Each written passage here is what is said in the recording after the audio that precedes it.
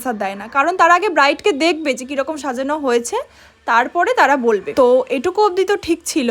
তারপরে আসে যখন ব্রাইডকে সাজানো হয়ে যায়, তখন আমরা শুনতে পাই, আচ্ছা আমার কি ফ্রিতে হবে না?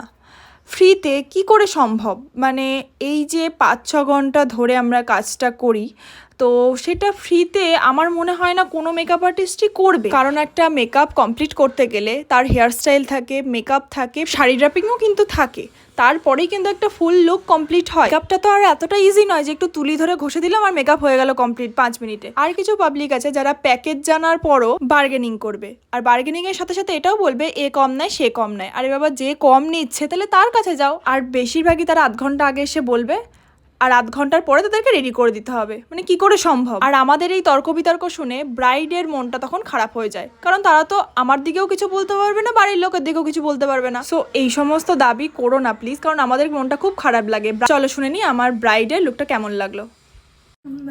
যেরকম হয়েছে সেরকম? হ্যাঁ, মনের মতো হয়েছে আমার একদম। আচ্ছা, আগের দিনে নিজেকে চিনতে পারছিলাম না, আজকে চিনতে পারছি না।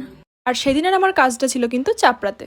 এরকম তর্ক বিতর্ক না করে, ব্রাইডের মনটা খারাপ না করে, বাড়িতে যদি কোনো অনুষ্ঠান হয় তাতে কিন্তু আমরা একটু টাকা জমিয়ে সাজতেই পারি। এটা কোনো বড় একটা যে সমস্যা সেটা কিন্তু নয়। তো দেখা হচ্ছে নেক্সট কোনো ব্লগে।